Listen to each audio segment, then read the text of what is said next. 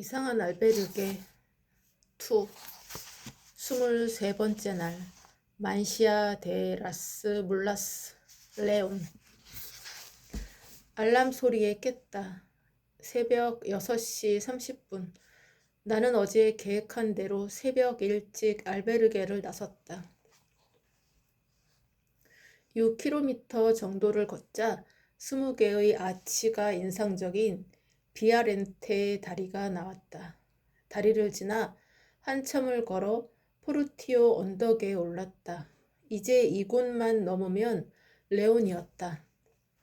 질문 알베르게가 있는 산 마르틴 델 까미노는 레온에서 하루만 더 가면 되었다.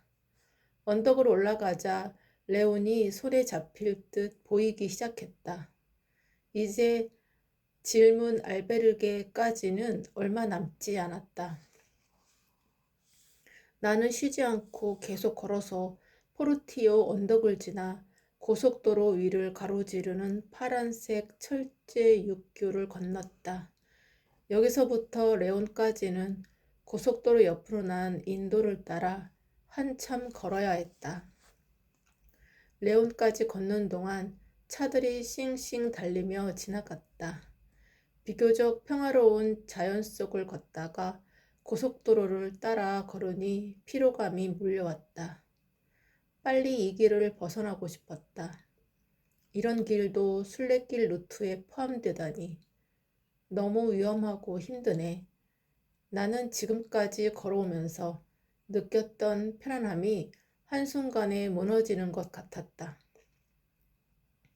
앞서 걸었던 순례길의 평온한 풍경들이 그리웠으나 아쉬움을 안고 고속도로 옆을 계속 걸었다. 주저앉고 싶을 때쯤 하나둘 건물이 많아지기 시작했다. 레온이다. 레온은 과거 레온 왕국의 수도였던 오래된 도시였다. 그래서 레온에서는 중세의 고풍스러운 멋이 살아있는 풍경들을 거리에서 만날 수 있고 최고의 식도락을 즐길 수 있어서 순례자들에겐 아주 매력적인 곳으로 널리 알려져 있었다. 어디서나 전통 음식인 타파스와 포도주를 쉽게 맛볼 수 있었다. 나는 레온의 우메도 지구의 거리를 거닐다가 광장에 도착했다. 문득 김 부장에게 연락을 한번 취해야 할 것 같았다. 페이스북을 통해 김 부장에게 간단한 메시지를 넣었다. 페이스북 메시지 투 김병하 부장님, 레온 대성당 앞에 도착했습니다.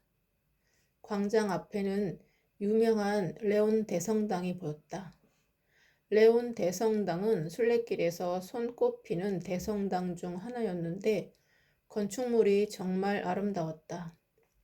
나는 부르고스 대성당을 본 이후로 성당의 아름다움을 새롭게 알게 되었다. 단순히 건축물의 아름다움을 넘어 수많은 사람들의 노력과 간절함이 녹아있는 결정체였다.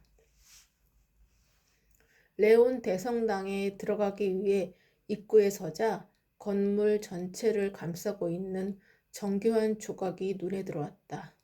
조각 하나하나가 살아 숨쉬는 듯했다.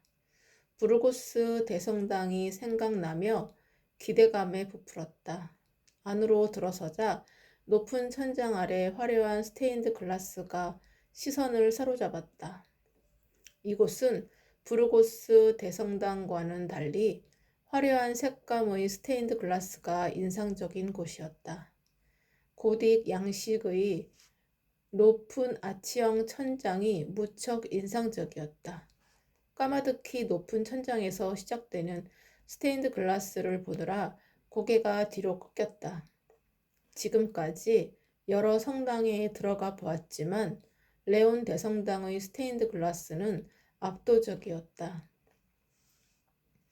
나는 성당 내부의 아름다움에 한참 넋을 놓고 있었다. 눈앞이 점점 하얘졌다. 색색의 스테인드 글라스가 아름다웠지만 햇살이 너무 강해 그 고유의 색과 모양을 제대로 볼 수 없었다. 카메라를 들어 줌으로 당겨보았지만 너무 밝은 햇빛에 제대로 볼 수 없어 아쉬웠다.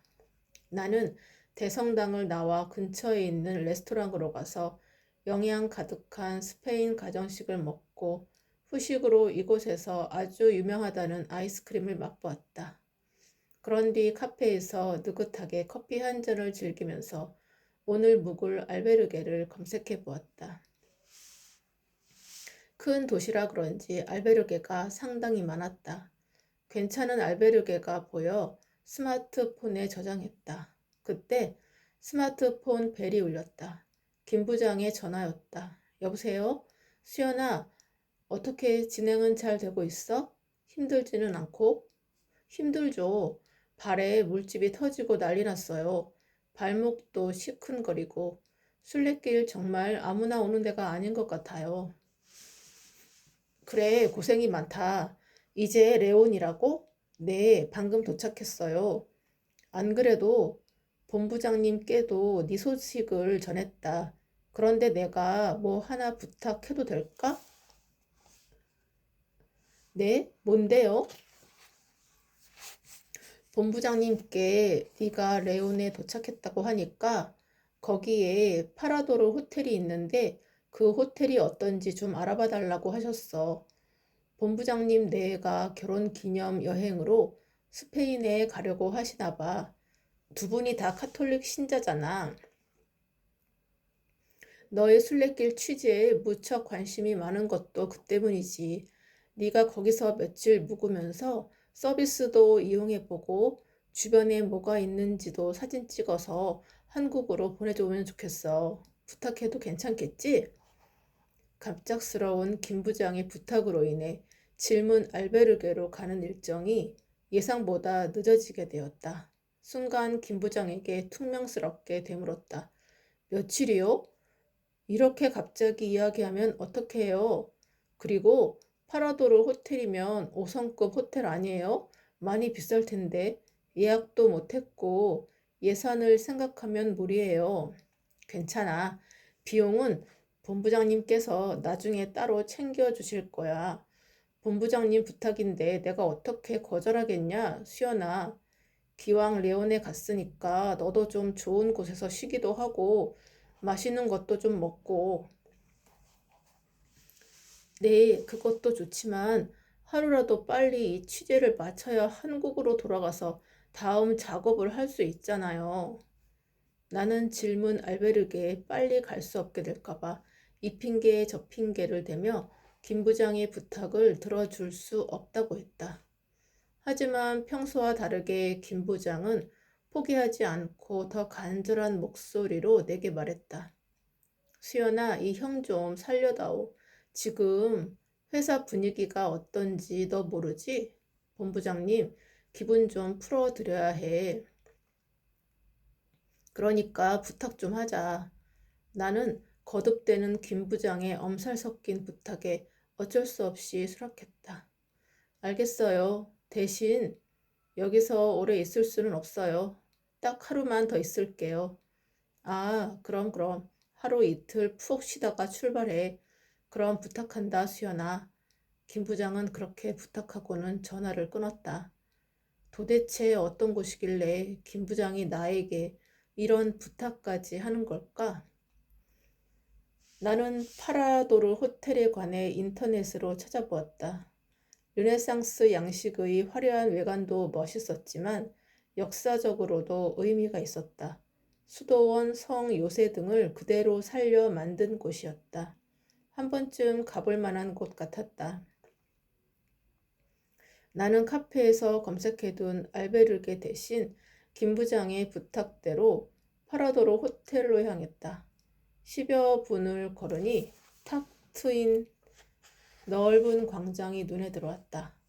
광장을 걸어 들어가 호텔 앞에 다다랐을 때 호텔을 바라보고 앉아있는 순례자 동상이 보였다.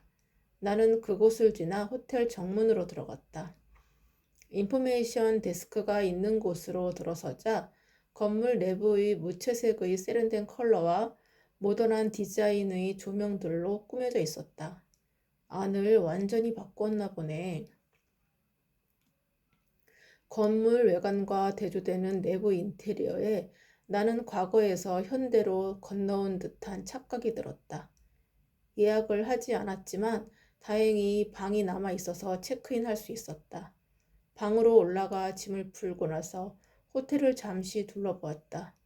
인포메이션부터 내가 숙박한 방까지는 현대적으로 리모델링을 한 것 같았고, 다른 쪽에는 르네상스 시대의 분위기를 그대로 간직하고 있었다. 뮤지엄도 있었고 성당도 연결되어 있었다. 특히 잘 손질된 정원이 매우 인상적이었다. 호텔을 한 바퀴 돌고 청록색 카펫이 깔린 중앙 로비로 갔다. 이곳에는 아직 과거의 정취가 남아 있었다. 하얀 아치형 천장이 벽 조명을 받아 입체적으로 빛나고 있었다. 촬영을 명분으로 이런 호사를 누리다니. 순례길에 너무 무리하지 말고 몸도 챙기고 다니라는 하느님의 안배일까? 방으로 돌아온 나는 김 부장의 전화에 퉁명스럽게 답한 것이 미안했다. 덕분에 좋은 곳에서 묵게 되었으니 오늘은 푹 쉬고 내일 제대로 호텔을 둘러보기로 했다.